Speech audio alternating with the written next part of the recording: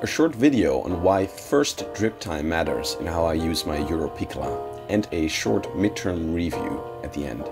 Note that I do not work with extraction ratios. I judge my coffee on extraction time and flavor only. Compared to my old DeLonghi, the fact that you need to manually pull the water through the puck gives a lot of control over pressure and speed. What remains the same is my intended first drip time, the time after which water will seep through the puck into my cup by itself once the water valve is opened. The ideal window is between 5 and 10 seconds, with 7 being the sweet spot.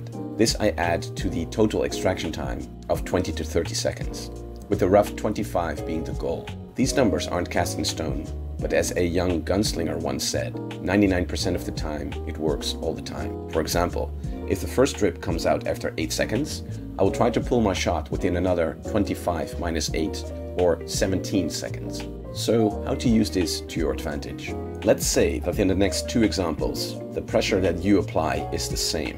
When your grind is too coarse or dosage too low, your first drip will fall through the portafilter before 5 seconds. You now know that when you make your shot, resistance will be low and you'll pull the water through too quickly, resulting in a sour shot.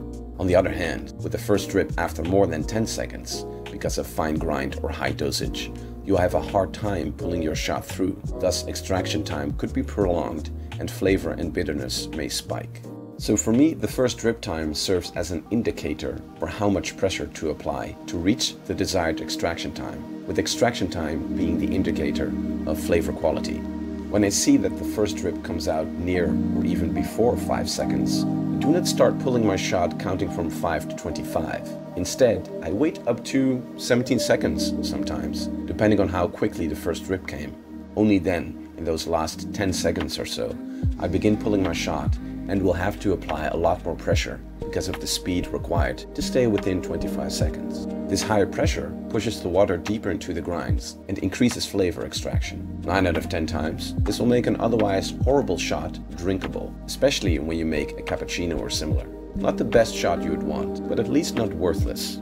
Conversely, when the first drip falls after 10 seconds, the pressure generated may be too high to finish the shot in time. Such a shot might in fact be worthless, depending on how much extraction is prolonged, but you should always taste the result. Perhaps it is still good enough when mellowed down in a latte.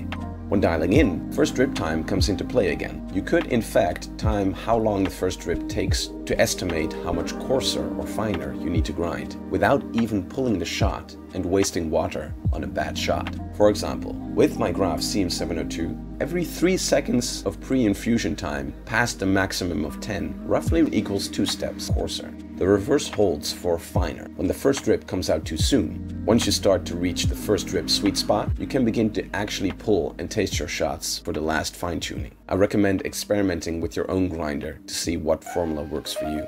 The dialing in trick also works for other espresso machines, once you've got your formula down. So there it is, a way to both save a short shot and or save water when dialing in, based on first drip time. Note that I use a naked portafilter whenever I can. If I need to use a regular one to split a shot, knowing the calibration of the naked one, I will count in time as if I am using the naked portafilter, because it would take longer in the regular porta for a first drip to come out. I've had my Europiccola for half a year or so and can conclude the following. I like it a lot because of the manual control it gives over speed and pressure. I found it easier to consistently get tasty shots than with my DeLonghi, where once I had pressed the go button, I lost all control over the extraction process and everything depended on the grind and dosage. However, with the La Pavoni, I had to stop digitally timing my shots because of said manual control. It is too cumbersome to do all the Pavoni moves and operate the stopwatch at the same time efficiently.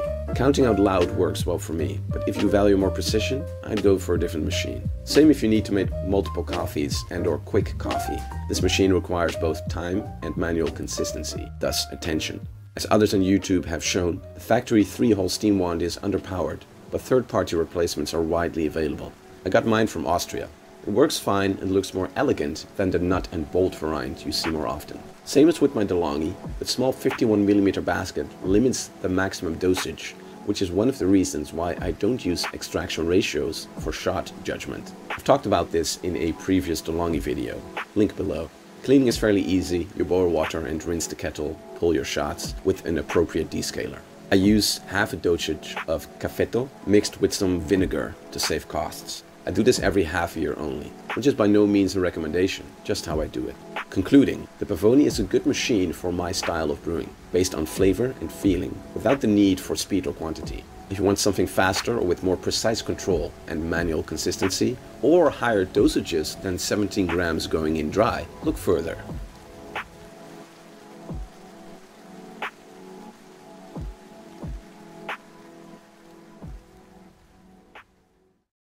Nice.